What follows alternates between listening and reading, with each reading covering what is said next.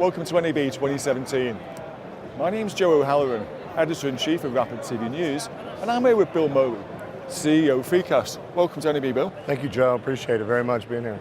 Now, it's a very busy show, but it's also been a very, very busy year for the online video industry. What do you think are the key trends and dynamics for the year so far? Well, certainly, consumer devices have enabled consumers to be able to get video product anywhere, everywhere, all the time.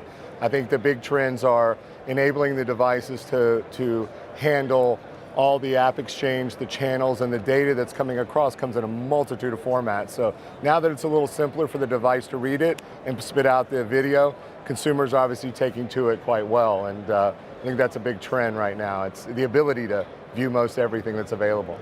Now, one thing we've really seen over the last couple of months has been the emergence of the skinny bundle. Well, you've seen the cable packages, you could say people aren't wanting to buy them, but the skinny bundle complexity, are we really seeing pick and pay and a la carte television?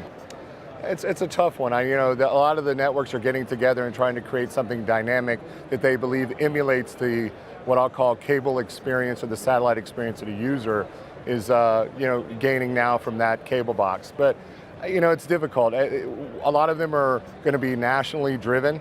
A lot of the people in the consumer level are looking for localized content because your local ball game or those types of things are dependent on it, the news, the sports. So it still has a missing piece of what would normally be in an aggregate of many things. So everyone's experimenting, I would say, is probably the best term for it. How long do you think that this experimentation will go on for?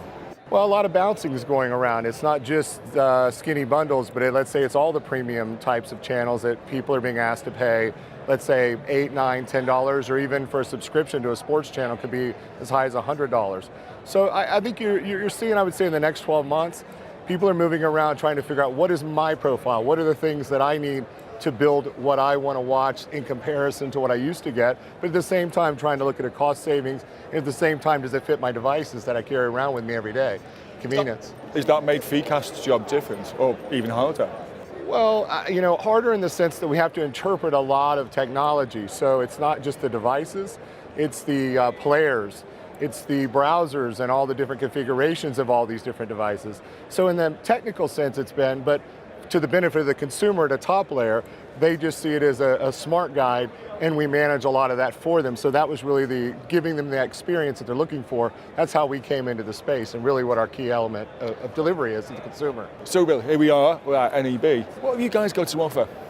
Well, the first thing that we really brought to the table was a la carte. We think that's the most important piece. If you look at any of the statistics out there, regardless of the bundles, the premiums, the individual digital app type sales, people still want to pick and pay what they want to watch. That's the highest focused item. If you check anything, you search it, it says, listen, everybody wants a la carte.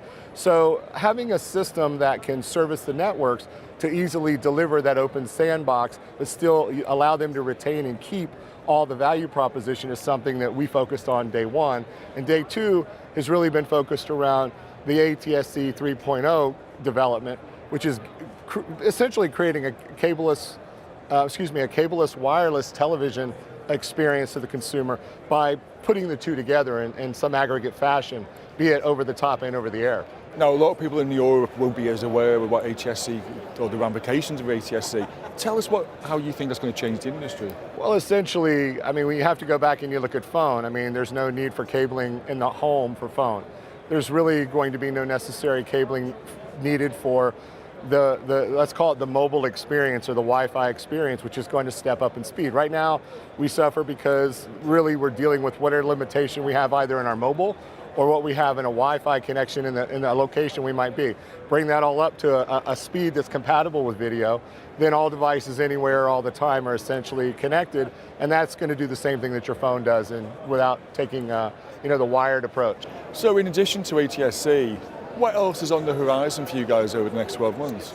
Well, the key thing for us, aside from having a retail brand which we distribute through mass retailers, and selling online, is having what we call a private label side. And that makes a lot of sense right now because as a guide, you have a lot of products or devices that manufacturers are developing. This is not just your mobile phones and your tablets, but now your TVs are becoming smarter and a lot less app dependent, but more like a big tablet that you're going to stick on the wall. The process is going to be better. So you're going to have a much better experience. In our case, white labeling or private labeling for manufactured devices is a big piece of our business. Hospitality, multi-dwellings makes a lot of sense with a box that merges those technologies because, again, the management and maintenance of this cabled infrastructure is a costly undertaking for these companies, and if they can achieve it by utilizing the devices the consumers already own, it's a win-win for everybody on both sides. And just a final unfair question, if we're here in 12 months' time, will we be very much more wireless and reduce costs? I believe 100%. You know, it's already happening in the what I'll call hand carry devices. It's beginning to transition in the manufactured devices again that are going to hang on your wall. I call them big tablets, TV tablets. That's really what they are and what they're going to become. And more importantly, you're going to see a lot of things merge together. And what I mean by that is your gaming system today is going to change.